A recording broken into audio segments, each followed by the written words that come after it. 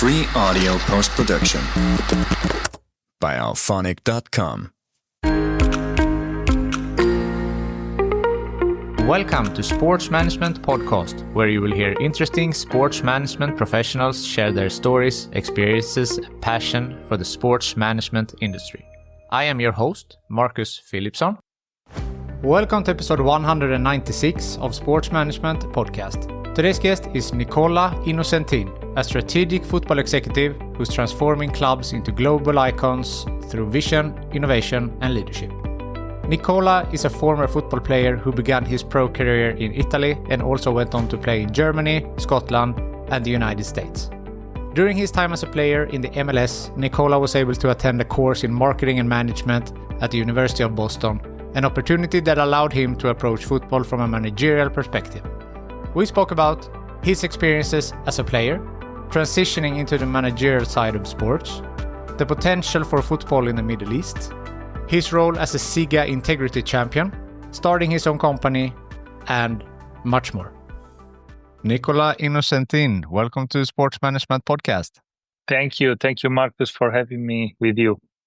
It's great to have you on the show. You are a strategic football executive, but you started as a professional football player in Italy. So can you tell us a little bit your background of how you got into sports and how your career has been? Sure. Thanks for the question.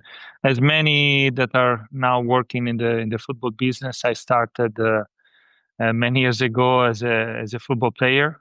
And when I was 14, I left my family to go to Parma to play, and was the great era of Parma with Buffon. Actually, Buffon was my teammate at that time.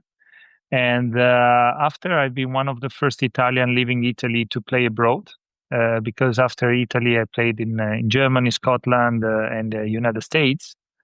And I think that was a fantastic experience for me, beside what I've done on the pitch, because I start to understand how important it is to learn from different culture in order to adapt in any situation. And that's eventually helped me also to learn several foreign languages. And today, I'm very happy that I made this kind of experience, because doing this job internationally requires, an international view. Definitely. And you played in Germany, Scotland, and US. So what were some learnings that you took from there that you can now implement in your current job? Well, what I've seen at that time was that in each country, as I told you before, there are something specific that you can learn and you can make part of your mentality. For example, in Germany, when I went there, I've learned to never give up. I've won or lost many games in extra time, okay? Because this is their mentality, and it was quite interesting to see how, for them, really the game is not over until it's really over, until you are in the shower. And also, what I appreciate about Germany was the organization, the infrastructure. So after finish my playing career, I really took Germany as a good model in terms of how to organize a football club, for example. Then in America, I was there at the early stage of the MLS, but I could have feel already the vibe of what was happening. There was a lot of interest about football. They call it soccer there. Mainly at that time was a women's sports, but I always predicted that was just a matter of when the sponsor started to get interested about football, that football in US would took off. So. And actually, that's what we are seeing now, with the lots of sponsor supporting the Major League Soccer, and also the recent step in of Apple getting the TV rights was a big factor, helping the league to become more famous worldwide. And of course, there was also Scotland as a experience in between. And again, that was a more, North European England mentality that also gave me a lot of inspiration at that time, but still now, because when you shift from football player to executive, then you recall your experience and you remember what was highlighting at that time.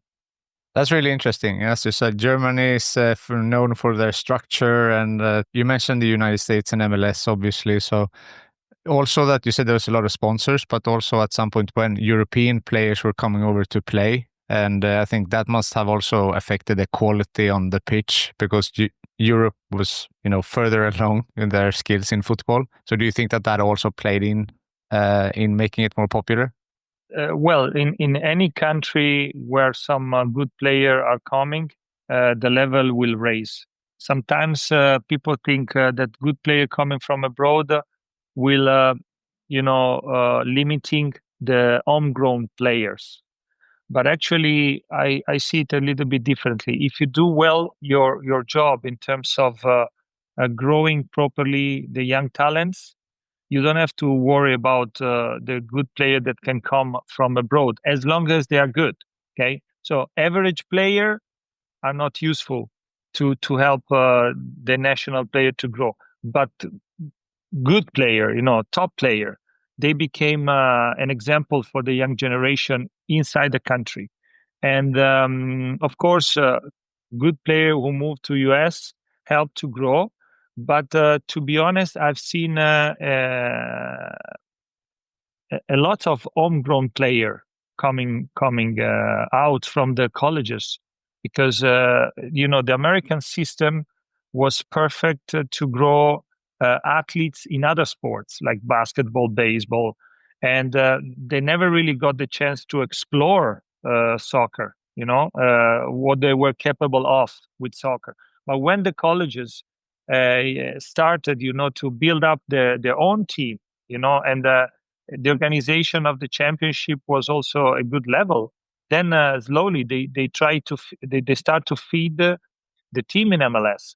That's why now in the recent years we are seeing more and more players coming from US and going to Europe, which is a clear sign of the good job that has been done in the past and they're still doing.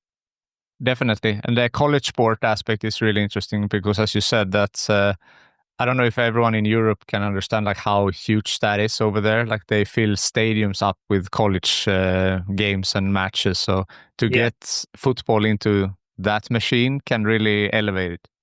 exactly. And for what I heard from friends coming from basketball, it's also a lot of fun to see the college basketball. Sometimes even more than the NBA, because the kids are really giving all what they had to make it. Yeah, definitely. I know I work in ice hockey, and the Junior World Cup is usually one of the highlights of the year because, as you said, like they really go 100%. This lack of routine sometimes is more fun because it makes some openings in the game, and it's not so predictable maybe. So Yeah, yeah, junior sports is real fun. it's true. So yes, you were in the US, you were playing in the MLS, and then at the same time you were attended some courses at Boston University, right? Yes, yes. As I told you, I was on an early stage in MLS where the structure wasn't really clear and also wasn't that beneficial for a young international player because the salary were not high. And so to decide to move to US wasn't a money choice, was an experience choice. And therefore, when I got the possibility also to play for the college, I was doing it. By the time I was not involved with the team, and I asked it to get in exchange the possibility to follow some marketing courses. And this is another aspect that I really love about US because I mean when it comes about marketing and how to promote things, I think they are really the number one. So that kind of experience also remained with me afterwards, and now when I work for a club as a football executive, again, I will have a clear idea what to do also to promote what the club is doing, because sometimes, not just in football, but in every business, beside what you do right, it's also important to let the people know what you're doing, in the right way. Yeah. So was this like the start of your sports management career? Then you started taking some courses in US? Well, when you start to use other part of your body than just your legs and your lungs and your heart to run, you realize that your capability are just more than kicking a ball. And okay, in some cases you see that maybe you are more adapted to other type of job, but I've got a lot of pleasure anytime I could interconnect, sports on the pitch and off the pitch.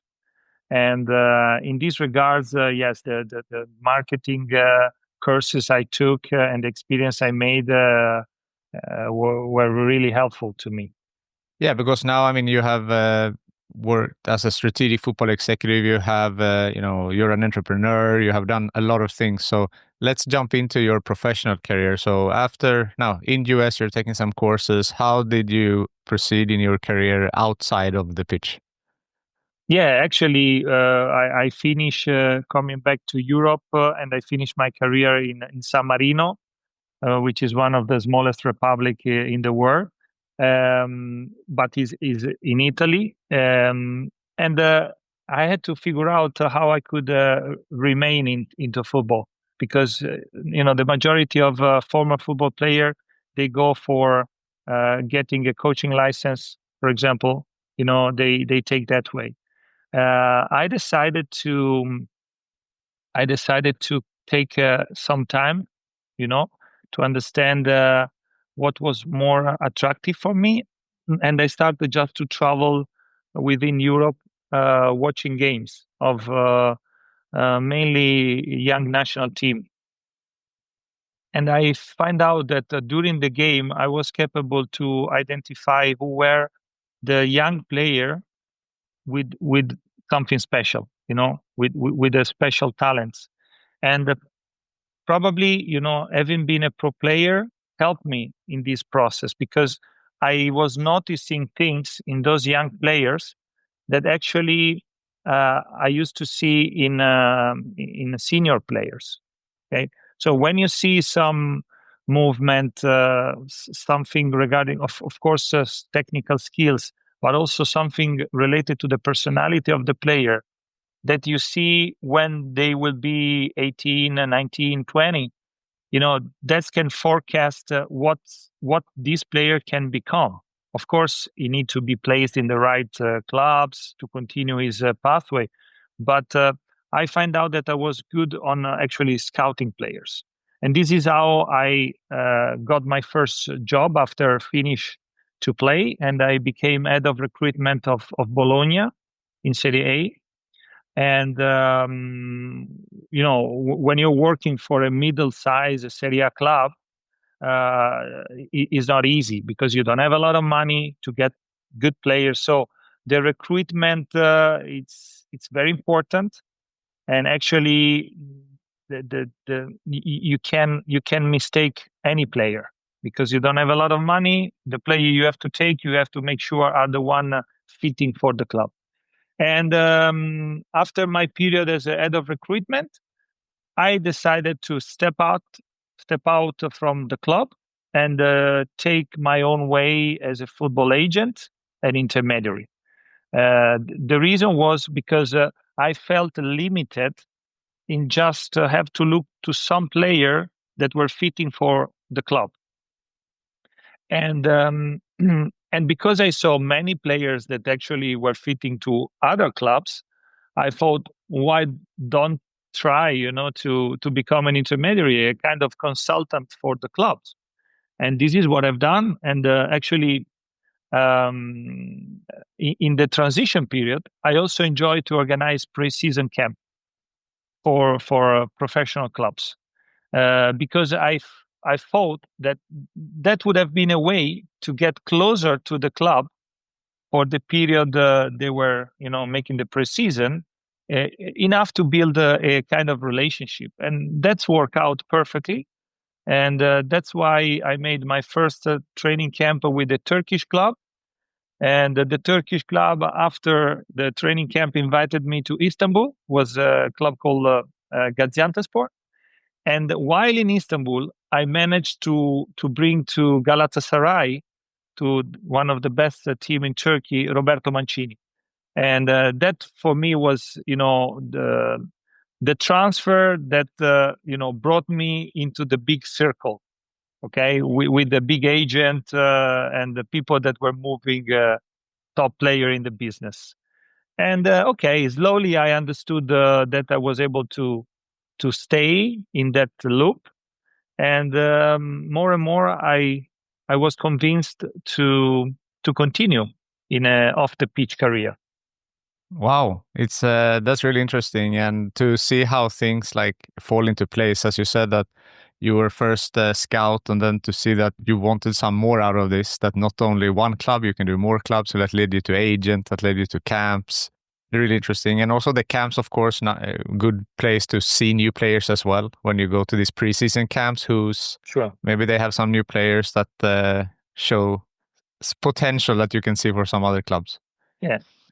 But somehow I wanted to make those kind of experience because I felt that sooner or later it would have become a moment where I would have completely swift again into a club or a federation. And I think that the more experience you made, along the way, the better would have been to lead, a club, because you can't speak and you can't tell people what to do if you never do it yourself, in my opinion. Okay, so the more you try to go vertical in different aspects of football, the more you understand some important dynamics.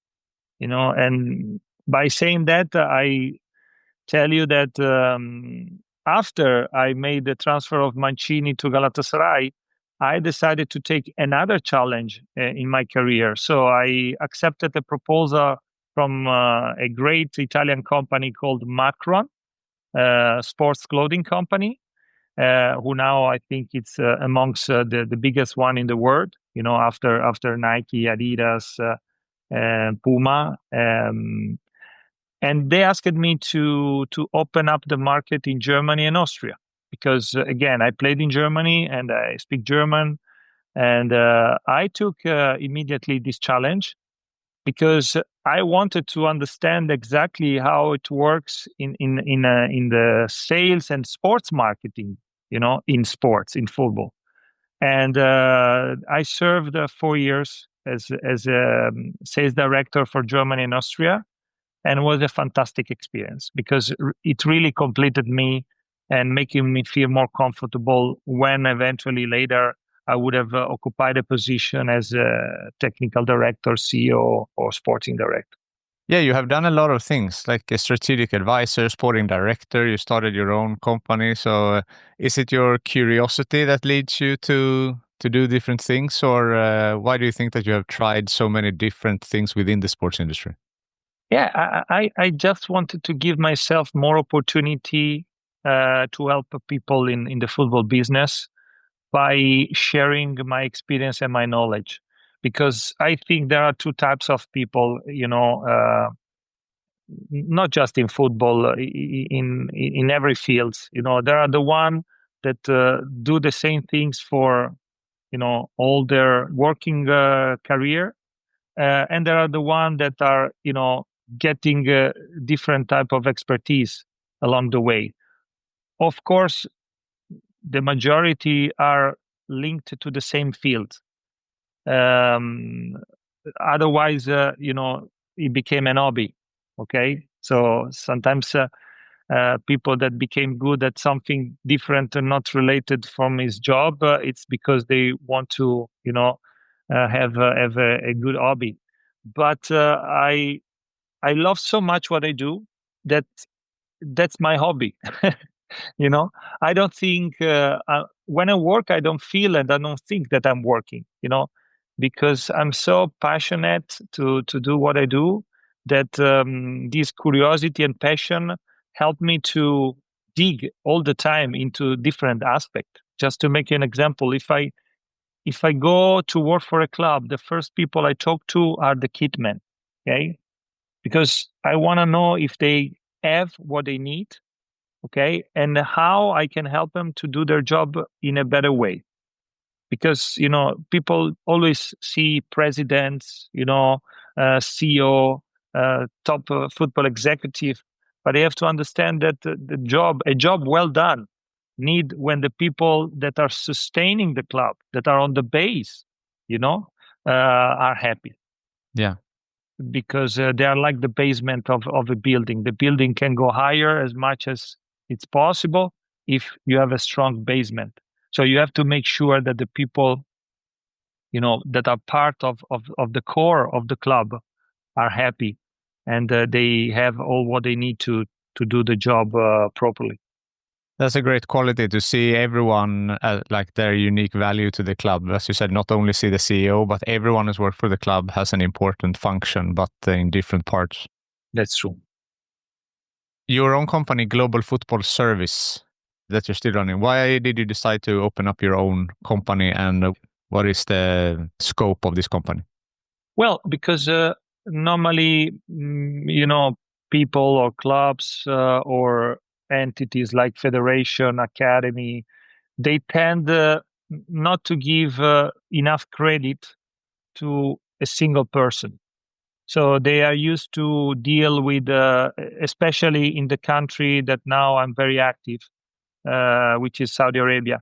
They tend to play a safe card, which is okay. Let's ask to Deloitte, McKinsey, those big consultancy, PwC, to be those big consultancy agency. I don't have anything against them, and I am just a tiny mouse compared to them. But I felt that I had to give an identity to what I'm capable to do, together with the people that I've selected as a consultant. Because, of course, I think when it comes to deliver a job that requires several professional people to be involved, you have to just choose wisely, the best person you can, and put together a team like the coach tried to do when I tried to put the best 11 together to play again. So this is the duty of a football executive off the pitch. You have to put together a team of experts able to deliver what is need to be delivered, and as well, when it comes to the consultancy, the expectation of the client is to feel fully their request. So setting up an agency and involving other people in outsource, I think was a good move, and I can confirm nowadays that was a good idea. And you mentioned the Middle East, you're working in Saudi Arabia and Dubai. So how do you see that region in like its opportunities and challenges to grow football? Of course, they couple of years ago when they took Cristiano Ronaldo, they really made an important statement, saying loudly and clearly, guys, we are here, we'll be here, and just see what's gonna happen. And of course, they went the extra mile in every aspect, and the country start to feel this energy of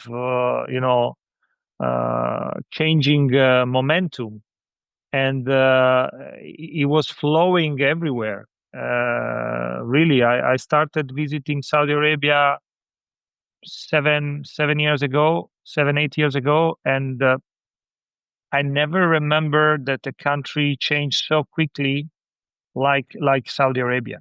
because, of course, the financial capability help you a lot to speed up, to shortcut the time.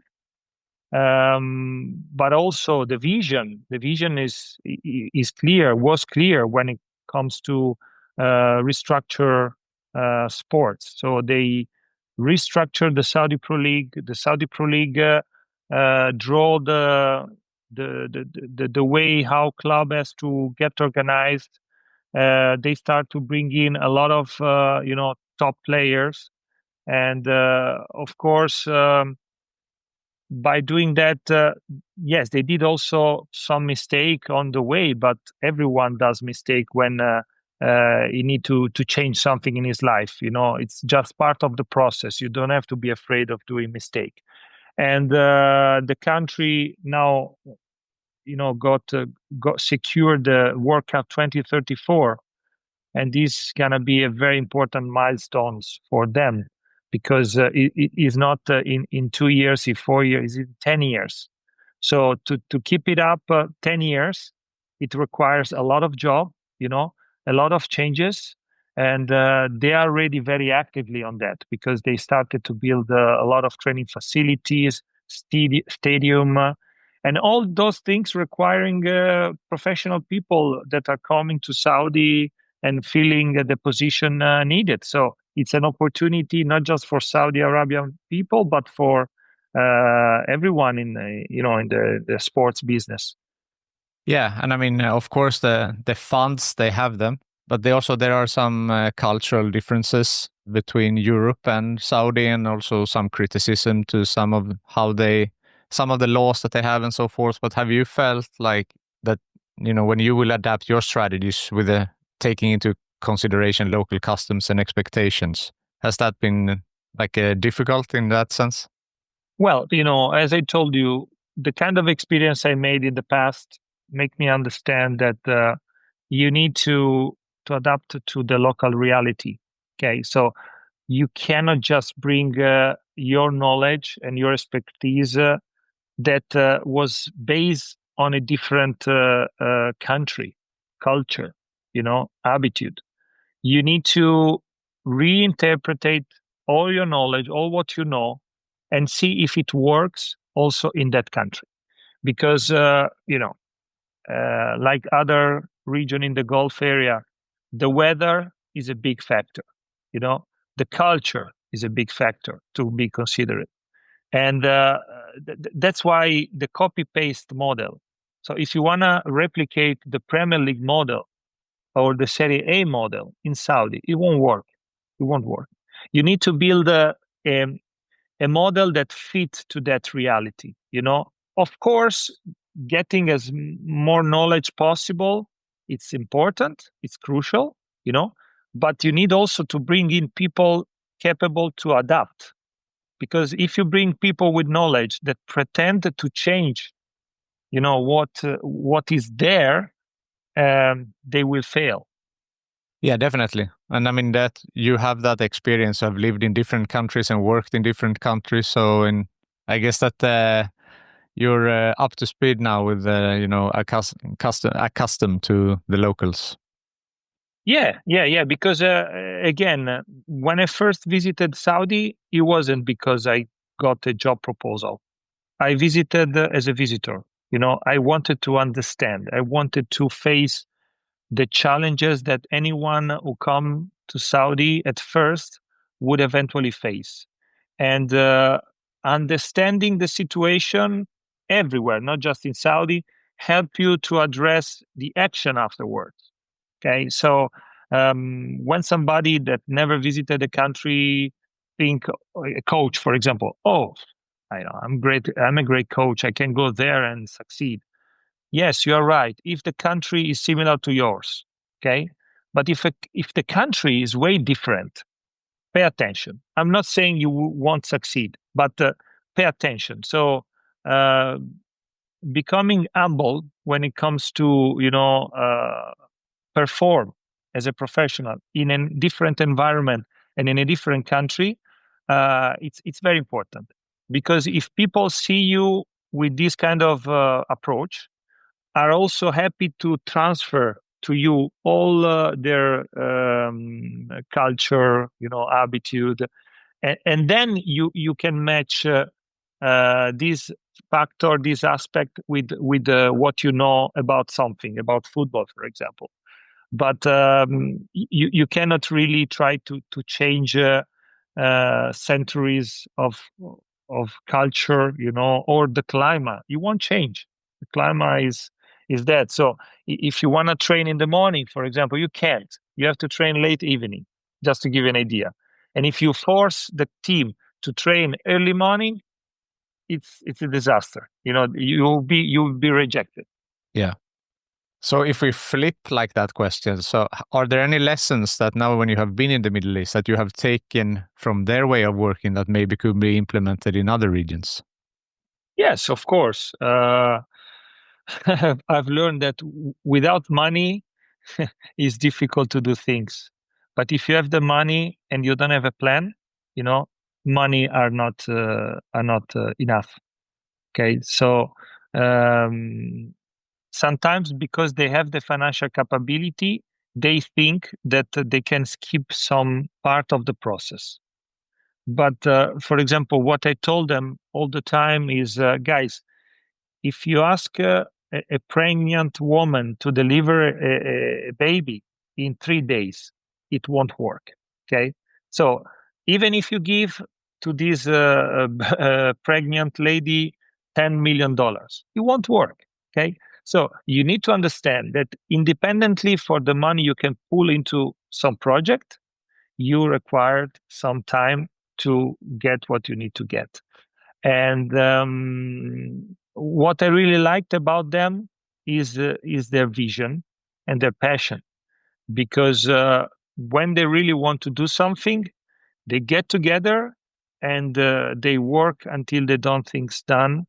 And this mentality and also cooperation amongst amongst them, it's really nice. It's really nice. Sometimes, unfortunately, I have to say I am Italian, and I see that in my country there are too much talk, and not equal amount of action with the talks. In Saudi, if they tell you that they want to do something, then you can be sure that sooner or later they're gonna do it, and that's something good. So I know also that you are a SIGA Integrity Champion, and SIGA is a partner to this podcast, and I'm a really fan of their work. So how did you get involved with SIGA, and why is integrity and transparency in football so important to you? Yeah, I really care about SIGA because I think what they are doing is great, and I think it's also very much needed because beside FIFA and the federation, there are very few, if known, independent controller in sports, and I think the guideline that SIGA are giving to clubs and federation are very important and also not difficult to be followed. So integrity, good management, social responsibility, all those aspects, are important when you are in a business that can have a strong impact to everybody' life. Because a football club, it's bringing together, depending of the size of the club, 10, 20, 40, 50,000 people, plus the million of fans that there might be around the world for some club. So the power to transfer information and also to become a good role model for a club, it's unbelievable. It's unbelievable. Sometimes the clubs and the people in the club do not realize that. And the reason why I was called by SIGA to become one of their ambassador is because in 2015 I started a charity association called Unbeatables that raise awareness regarding sudden cardiac death in athletes. And this is one of the aspects that I wanted to bring into the SIGA world, because again, the social role that sports club could have is tremendous. And when it comes to deliver information, educate people, in this case particularly, how to save their life and the life of others, I think that's something really important. And they also believe that was important to speak out about this situation and others that regard the social responsibilities. Gilberto Silva, for example, is also a SIGA ambassador, is speaking out about the cyberbullying in sports, which is another important argument, because those famous athletes are so exposed, and they become easy target, and not everybody is capable to handle properly this amount of hate and cyberbullying, especially if they are very young. So as you can see today, football is not just let's go to the stadium and watch them playing. You keep connected with them 24 hours a day if you want. So the player became really very exposed, and all the people around the club are vulnerable in these regards. Definitely, and really important things to bring forward, and great work that you're doing with your charity. Thank you. Looking ahead, what are your inspirations now for Global Football Service and your career in football going forward? Currently, I started last September to help the Minister of Sports of Saudi Arabia, in particular Mahad Academy, to identify the best Saudi talents at a very young age, so 14, 15 years old. And I create a pathway for them in Italy, in a fantastic international boarding school called Age Farm, Human Farm, where I take them from Saudi. I bring them to study first. I make them adapt to a different environment. They start to eat differently, sleep better and more, and of course also train in a better way.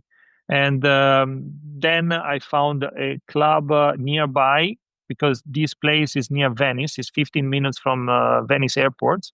And I registered them with the Treviso, that is a club that used to play in second and first league in the past in Italy, that now is in fourth league. And for FIFA regulation, you can sign a player, non-European one or foreign minor player, only in an amateur club. Okay, so first of all, I wanted to see how those young kids are reacting to the change of environment, because that's already a big change.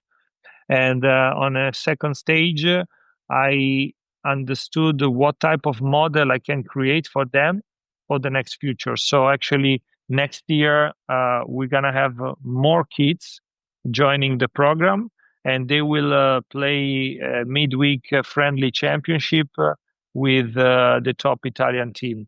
And that's a way that I think will help a lot the young Saudi generation of player to grow, and not grow just in Saudi, but making experience abroad, like I did when I was 14, for example, in order to either start their football career in Europe or go back to Saudi, but already with the 3-4 years with a different mentality and approach to the professional football. So that's currently what I'm doing. On the other hand, I'm now talking with some club in Europe and in Saudi again, with the possibility to come back and work to Saudi as a sporting director or technical director, because I got my FIFA diploma in club management last May, so it's 1 year now. And that was a fantastic experience that lasted 22 months. And thanks also to this diploma, I really feel more comfortable now to work internationally and covering different positions. It could be sporting director, so more close to the technical area, or more to the executive area. but both for me are good. I feel comfortable to work in both. Sounds good, and safe to say that you will keep busy also going forward. Yes, for sure. So I like to finish with a networking question. So who from your network do you think would be a good guest on this podcast? Well, there are many people that I appreciate in football, but for sure, I would love to recommend you to have in your podcast one, if not several, of my colleagues of the FIFA diploma in club management, because this diploma, more than what you learn from the diploma itself, is the type of network that you can build. Because just to give you an idea, it's a program that FIFA created 4 years ago by selecting the people to take part of the program. So they receive every time more than 500 applications, and they select only 40 people to get into the program. And those people are from all over the world. So you can have the vice president of River Plate, for example, the president of Talleres de Cordoba, the team manager of Liverpool, a variety of professionals in the football business covering all the world. And again, I invite you to interview some of them, maybe the guy in Japan that worked for Kashima Antlers, that can, very inspiring to understand how in Japan they handle everything, and which is different than in Singapore or Brazil. Okay, so to give an international view of how football is perceived in those countries, I'm more than happy to connect you with them, and then you will decide who's going to be the next. Thank you so much. That sounds really interesting. My pleasure. Nicola, thank you so much for taking the time to be on Sports Management Podcast. Thank you, Marcus. All the best, and I hope to see you again soon with other news. Thank you for listening to the Sports Management Podcast. Please hit the subscribe button so you don't miss out on any upcoming episodes. Also, feel free to leave a comment about what you thought about this episode. If you want to get in contact with me, send an email to sportsmpodcast@gmail.com or hit me up on Facebook, Twitter, or Instagram @sportsmpodcast. Free audio post-production by alphonic.com.